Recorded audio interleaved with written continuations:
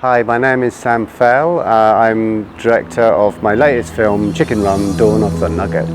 How did you start your career in animation? I began in fine art in the 1980s, making sculpture. I couldn't draw, so I like to make things with real objects. Like Jean Tinguely, Ed Kineholt, some of my early influences. And then I saw stop motion animation, but it was before the internet. In England there were 4 TV channels, and the number 4 channel showed late night animation. So I saw the brothers Quay and Jan Schwankmajer, Czechoslovakian stop motion surrealist animation, and I fell in love with the magic. I just fell in love with the magic of that, and then I gradually worked as an animator, and I met the guys from Aardman Studios in Bristol, UK, very early on in the 1990s, and I'd made a short film, and they liked my film, and so I got to work with them, and I just worked my way up through assistant animator, animator director, director to features. What inspired you to do animation? Well, I think, for me there were 2 things. Definitely watching Jan Schwankmajer, Czechoslovakian animation master, especially Alice. He made a feature film of Alice in Wonderland, which I would highly recommend. I mean, it is superb, and it just, early on you see something. And then the second thing was when I did my first animation, a decent animation on film, and then you would take the film out of the camera and send the film to the lab. And when it came back, and when I played it, I was in love. That was it, yeah. You have worked in both CG and stop-motion animation. What are the pros and cons of the 2 techniques? Yeah, I mean, the great thing about CG is you can edit. You can keep editing and tighten things up and really refine. You get many chances to fix things and kind of make things just exactly what you want, which I love. But the downside of that is you have too much choice, and so you never finish. You can never stop. But the stop motion, the advantage is it's made by hand. There's a warmth to the handcraft. During the day, you don't have to be looking at a screen all the time. You can walk around, and you're surrounded by it, and it's more tactile. And there's a more kind of excitement, I think, in the animation because it's one go. You have one go from beginning to end, and that's it. But that's the downside, is that you can't change it. Once it's finished, it's finished. So sometimes you have to live with something not being quite what you wanted. But so there's 2 sides. What is the biggest challenge you have faced in the films you have worked on? Well, I think this movie has been my biggest challenge. One thing, because it's a follow-up from a really, really great movie that everybody loves. That was an enormous thing to kind of try to come up with a new one and respect the past, but evolve into now the future and make something new. But also scale, because we wanted to tell a very big scale movie, like a big action movie.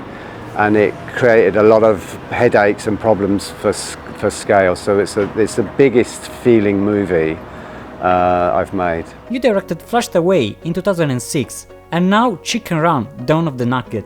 What has been the evolution of Aardman Studio? Well, it's a very interesting place because it has grown organically, continuously evolved.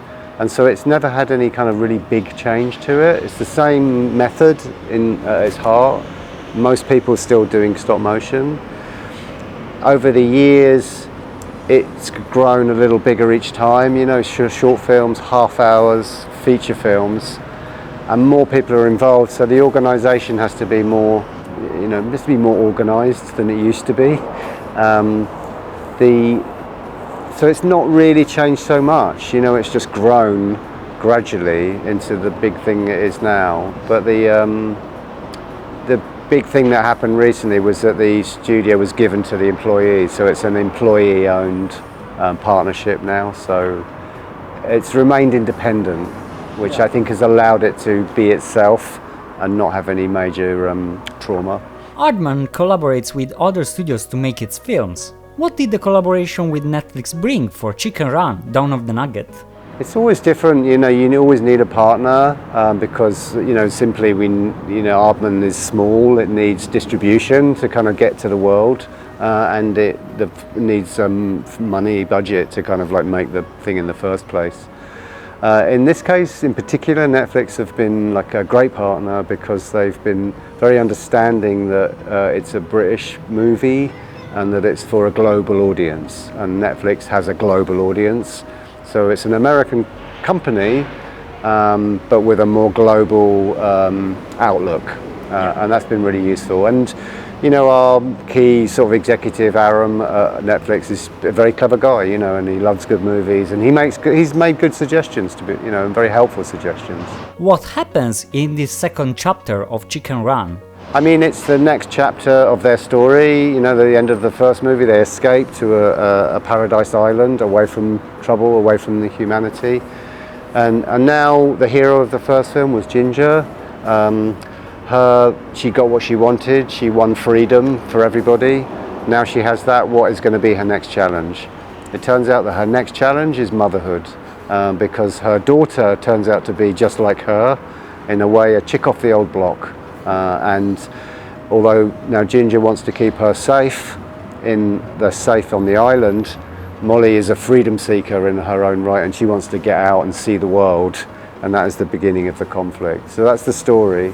And then once she gets out, we discover that there is a new kind of farming going on out in the world, a bigger, nastier, kind of industrial kind of scale thing that is, and that Mrs. Tweedy is behind this awful place, and she's going to unleash the dawn of the Nugget on chicken kind as for revenge. The look of Chicken Run was more rustic, while the look of Dawn of the Nugget is more industrial. Yeah, absolutely, yeah. And every production reflects the story, and that's really what drives everything, is your story, you know. So the original story was the Great Escape of Chickens, very confined, you know, contained, because they were trapped. And they didn't escape to the Act 3, you know. This one we begin already free, and then we're going to go out into the human world, so it's just naturally a bigger scale production, all driven by the story. What is your personal definition of animation? It's magical. It's magic. It's still magic. It's like what do you call it? Alchemy. You know, like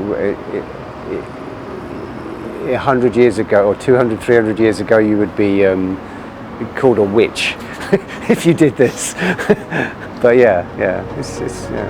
Thank you so much. Thank you so much. Yeah.